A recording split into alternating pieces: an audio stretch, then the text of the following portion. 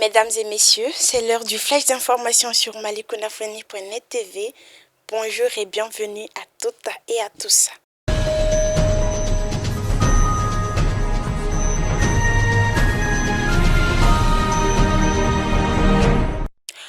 Pour dénoncer la fermeture des écoles sans mesure d'accompagnement, les enseignants du privé comptent organiser un sitting devant le département des tutelles. En effet, suite à une rencontre tenue le mercredi 6 janvier, les enseignants du Madersa et des écoles privées du Mali se sont mis d'accord sur la tenue d'un sitting prévu pour ce vendredi 8 janvier 2021 devant le ministère de l'Éducation nationale. Ils veulent à travers ces sittings montrer leur mécontentement du fait que le gouvernement ait décidé de reporter la rentrée scolaire sans mesure d'accompagnement. Sans mesure d'accompagnement, nous savons tous combien cette décision de fermer les écoles à cause de la pandémie du Covid-19 fait mal à nous, enseignants évoluant dans les écoles privées. Depuis plus de 10 mois, nous n'avons rien eu comme soutien de la part de nos autorités et n'avons rien pour vivre, a laissé entendre Cheikhna Keita, adjoint au secrétaire général du syndicat national des enseignants des écoles privées. Dans son rapport trimestriel de 21 pages sur la situation au Mali, publié le 28 décembre dernier, le secrétaire général des Nations Unies, Antonio Guterres, a mis l'accent sur la situation sécuritaire, humanitaire, politique, judiciaire et juridique qui prévaut au Mali. Le rapport relève que les forces de défense et de sécurité maliennes,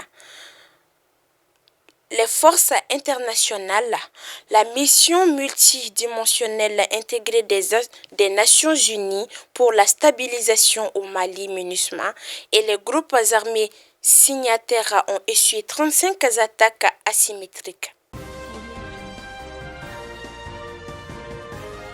Le vice-président de la transition, le colonel Assimi Goïta, a assisté ce jeudi 7 janvier 2021 à la cérémonie d'investiture du président et du vice-président de la République du Ghana. Le gouverneur Baye Konaté vient de refuser l'autorisation aux membres du collectif pour la défense de la République qui voulait marcher pour exiger la relaxe de son porte-parole Mohamed Youssouf Bachili dit Rasbacha. Interpellé puis écroué à la maison centrale d'arrêt de Bamako dans l'affaire dite atteinte à la sûreté de l'État. Le gouvernement évoque comme motif les dispositifs liés à la période de l'état d'urgence et les mesures barrières relatives à la Covid-19. Suite au bombardement dans le village de Bounti, cercle de Douenza qui ont provoqué la mort d'une vingtaine de personnes, le dimanche 3 janvier 2021, les autorités maliennes sont sorties de leur silence. En effet, selon l'état-major de l'armée malienne, les frappes aériennes ont permis de neutraliser plusieurs dizaines de terroristes. L'association Peul Tabilala Poulakou a par ailleurs laissé entendre que les victimes sont des civils qui célébraient un mariage.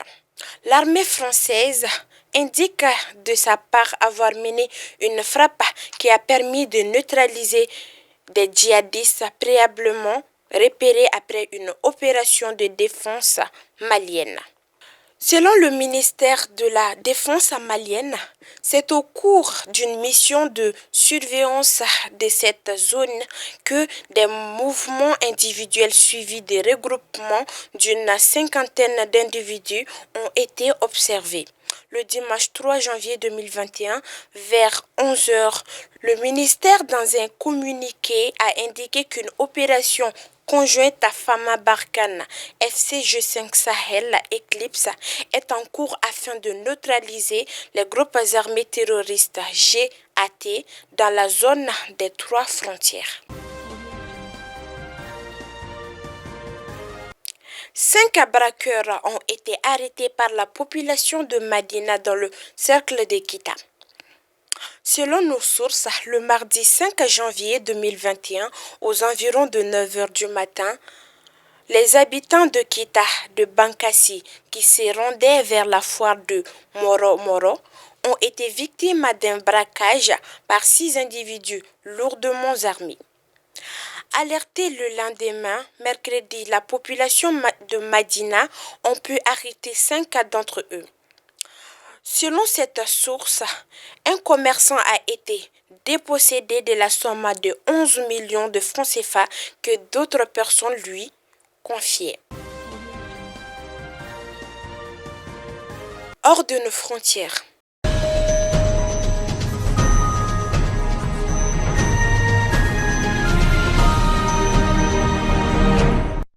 En Côte d'Ivoire, après le boycott de la présidentielle d'octobre 2020, les partis politiques de l'opposition se mettent enfin en ordre de marche pour la législative prévue pour le 6 mars prochain.